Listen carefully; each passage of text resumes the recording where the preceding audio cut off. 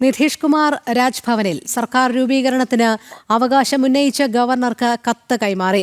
Governor Arif Muhammad Khan സർക്കാർ രൂപീകരണത്തിന് അനുമതി നൽകി. നാളെയാണ് സത്യപ്രതിജ്ഞ. എസ് നന്ദഗോപൻ ചേരുന്നു. നന്ദൻ, സത്യപ്രതിജ്ഞ നാളെയാണ്. വളരെ ചരിത്ര വിജയത്തിന് ശേഷമാണ് NDA സർക്കാർ നാളെ സത്യപ്രതിജ്ഞ ചെയ്ത് അധികാരമേൽക്കുന്നത്. ഇപ്പോൾ നിതീഷ് കുമാർ രാജ്ഭവനിലെത്തി ഗവർണറെ കാണുകയാണെന്നാണ് മനസ്സിലാക്കാൻ കഴിയുന്നത്. എന്താണ് വിവരങ്ങൾ? ഗവർണർക്ക് കൈമാറിയിട്ടുണ്ട്. സർക്കാർ രൂപീകരണത്തിന് ഗവർണർ ആരിഫ് മുഹമ്മദ് ഖാൻ അനുമതി നൽകിയിട്ടുണ്ട്. ഇന്നിപ്പോൾ രാവിലെ NDAയുടെ പാർലമെന്ററി പാർട്ടി യോഗം ചേർന്നിരുന്നു. ആ യോഗത്തിൽ നിതീഷ് കുമാറിനെ പാർലമെന്ററി പാർട്ടി ലീഡറായി തെരഞ്ഞെടുത്തു. തുടർന്നാണ് ഈ മുഖ്യമന്ത്രിയായിട്ട് നിതീഷ് കുമാർ തന്നെ വേണം എന്നുള്ള ആവശ്യം NDA യോഗത്തിൽ ഉയരുകയും നിതീഷ് കുമാറിനെ മുഖ്യമന്ത്രി സ്ഥാനാർത്ഥിയായി അല്ലെങ്കിൽ മുഖ്യമന്ത്രിയായി പ്രഖ്യാപിക്കുകയും ചെയ്തത്. അതേപോലെ തന്നെ സാമ്രാജ് ചൗധരി, BJPയുടെ സാമ്രാജ് ചൗധരി ആയിരിക്കും ഉപമുഖ്യമന്ത്രി. BJPക്ക് അർഹമായ പ്രാതിനിധ്യം ഈ ഒരു മന്ത്രിസഭയിൽ ഉണ്ടായിരിക്കും എന്നുള്ള കാര്യത്തിൽ തർക്കമില്ല. ഏതാണ്ട് 15ഓളം മന്ത്രിമാർ ഈ BJPക്കായിട്ട് ഈ മന്ത്രിസഭയിൽ ഉണ്ടാകും. അതുകൂടാതെ ഏതാണ്ട് 17ഓളം അല്ലെങ്കിൽ 17 മുതൽ 14 മന്ത്രിമാർ വരെ JDU ഉണ്ടാകുമെന്നുള്ള വിലയിരുത്തലാണ് ഉണ്ടായിരിക്കുന്നത്. ഒപ്പം തന്നെ LJPക്ക് ചിരാഗ് പസ്വാന്റെ LJPക്ക് 3 മന്ത്രിസ്ഥാനം ഉണ്ടാകുമെന്നുള്ള വിവരങ്ങൾ ലഭ്യമാവുന്നുണ്ട്. ഹിന്ദുസ്ഥാനി അവാം മോർച്ചയ്ക്ക് HAMന് 1 മന്ത്രിസ്ഥാനം ഉണ്ടാകുമെന്നുള്ള വിവരങ്ങളാണ് ലഭ്യമാകുന്നത്. ഏതായാലും ഇതുമായി ബന്ധപ്പെട്ട് മന്ത്രിസ്ഥാനങ്ങളെ സംബന്ധിച്ചുള്ള ചർച്ചകൾ തുടരുകയാണ്.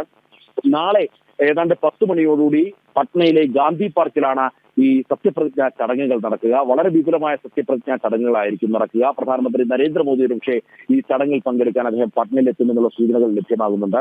ഇതുമായി ബന്ധപ്പെട്ട അല്ലെങ്കിൽ സത്യപ്രതിജ്ഞാ ചടങ്ങുകളുമായി ബന്ധപ്പെട്ട ഒരുക്കങ്ങൾ നേരത്തെ തന്നെ ആരംഭിച്ചിരുന്നു.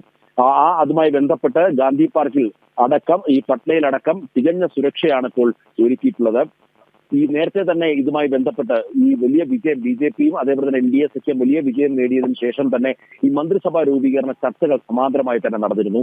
അർഹമായ പരിഗണന സ്ത്രീകൾക്ക് അതേപോലെ തന്നെ യുവാക്കൾക്കൊക്കെ തന്നെ നൽകിക്കൊണ്ടുള്ള ഒരു മന്ത്രിസഭാ രൂപീകരണമാകും ഉണ്ടാകുക എന്നുള്ളതായിരിക്കും നമുക്ക് നോക്കിക്കാണേണ്ടിയിരിക്കുന്നത്. പ്രത്യേകിച്ച് മൈഥിലി ഠാക്കൂർ അടക്കം നമുക്കറിയാം, നാടോടി ഗായികയായിട്ടുള്ള മൈഥിലി ഠാക്കൂർ അടക്കം വിജയിച്ചു വന്നിട്ടുണ്ട്. ഏറ്റവും പ്രായം കുറഞ്ഞ MLA എന്നുള്ള ഒരു പരിഗണന കൂടി അവർക്കുണ്ടാകും. ഒരുപക്ഷെ മൈഥിലി ഠാക്കൂർ അടക്കം മന്ത്രിസഭയിൽ ഇടം പിടിക്കുവാനുള്ള സാധ്യത തള്ളിക്കളയാൻ കഴിയില്ല എന്നുള്ളതാണ് രാഷ്ട്രീയ വിദഗ്ധരടക്കം ചൂണ്ടിക്കാണിക്കുന്നത്. ഏതായാലും മന്ത്രിസഭാ രൂപീകരണവുമായി ബന്ധപ്പെട്ടിപ്പോൾ ചർച്ചകൾ പുരോഗമിക്കുകയാണ്.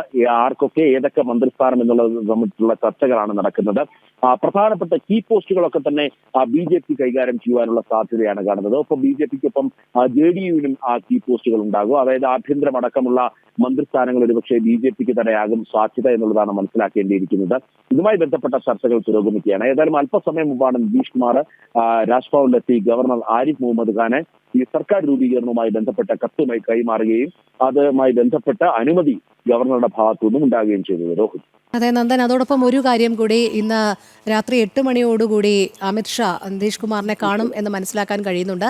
മന്ത്രിസഭാ രൂപീകരണവുമായി ബന്ധപ്പെട്ട ചർച്ചകൾ തന്നെയാകുകയല്ലേ ഇരുവരുടെയും വിഷയം ആകുക. തുല്യ പ്രാധാന്യത്തോടുകൂടി എല്ലാവർക്കും പ്രാതിനിധ്യം നൽകുമെന്നുള്ള കാര്യം ഉറപ്പുവരുത്തുക കൂടിയാകില്ലേ ചർച്ചയിൽ? ാണ് അമിത്ഷാ നിതീഷ് കുമാർ കൂടിക്കാഴ്ച നടക്കുന്നത്. ഇതിൽ പ്രധാനമായും ഈ വകുപ്പുകളുടെ ഒരു വിഭജനം തന്നെയാകും ഉണ്ടാകുമെന്നുള്ളതാണ് മനസ്സിലാക്കാൻ കഴിയുന്നത്. നിലവിൽ മുഖ്യമന്ത്രി ഉപമുഖ്യമന്ത്രി സ്ഥാനങ്ങൾ മാത്രമാണ് ഇപ്പോൾ ലഭ്യമായിട്ടുള്ളത്, അല്ലെങ്കിൽ അത് മാത്രമാണ് ഇപ്പോൾ നൽകിയിട്ടുള്ളത്. ഇതിന് പുറമെ BJPക്ക് ഏതെല്ലാം വകുപ്പുകൾ എന്നുള്ളത് കാര്യം സംബന്ധിച്ചുള്ള ചർച്ചകൾ നടക്കേണ്ടിയിരിക്കുന്നു. JDUവിന് ഇതുമായി ബന്ധപ്പെട്ട ചർച്ചകൾ നടക്കേണ്ടിയിരിക്കുന്നു. മന്ത്രിമാരാണ് ആരൊക്കെയാണ് എന്നുള്ളത് സംബന്ധിച്ചുള്ള ഒരു പ്രാഥമിക ധാരണ ഇതിനോടകം തന്നെ ഉണ്ടായിട്ടുണ്ട്. എന്നാൽ അത് നിതീഷ് കുമാറുമായി ചർച്ച ചെയ്ത് ഉറപ്പിക്കുക എന്ന ലക്ഷ്യത്തിലാണ് കേന്ദ്ര ആഭ്യന്തരമന്ത്രി അമിത്ഷാ ഇന്നിപ്പോൾ പട്നയിൽ രാത്രി 8 മണിക്ക് നിതീഷ് കുമാറിന്റെ വസതിയിലെത്തി അദ്ദേഹവുമായി കൂടിക്കാഴ്ച നടത്തുന്നത്. വളരെ ബൃഹത്തായ ഒരു ചർച്ചയായിരിക്കും. നേരത്തെ സൂചിപ്പിച്ച പോലെ തന്നെ അർഹമായ പരിഗണന എല്ലാ വിഭാഗങ്ങൾക്കും നൽകേണ്ടിയിരിക്കുന്നു. ജാതി സമവാക്യങ്ങൾ പരിശോധിക്കേണ്ടിയിരിക്കുന്നു. ഇതെല്ലാം ഉൾക്കൊണ്ടുകൊണ്ടുള്ള ഒരു മന്ത്രിസഭാ രൂപീകരണമായിരിക്കും ഉണ്ടാകുക. ഇതിനു മുന്നോടിയായിട്ടാണ് അമിത്ഷാ ഇന്നിപ്പോൾ വൈകുന്നേരം നിതീഷ് കുമാറുമായി കൂടിക്കാഴ്ച നടത്തുന്നത്. അമിത്ഷായ്ക്കൊപ്പം മുതിർന്ന BJP നേതാക്കളും ഈ നിതീഷ് കുമാറുമായിട്ടുള്ള കൂടിക്കാഴ്ചയിൽ പങ്കെടുക്കുമെന്നുള്ള വിവരങ്ങളാണ് ലഭ്യമാകുന്നത്. രോഹിത്. ശരി നന്ദൻ. നിതീഷ് കുമാർ രാജ്ഭവനിൽ സർക്കാർ രൂപീകരണത്തിന് അവകാശമുന്നയിച്ച ഗവർണർക്ക് കത്ത് കൈമാറി. ഗവർണർ സർക്കാർ രൂപീകരണത്തിന് അനുമതി നൽകി. നാളെയാണ് സത്യപ്രതിജ്ഞ. എസ് നന്ദഗോപനാണ് വിശദമായ വിവരങ്ങൾ നൽകിയത്.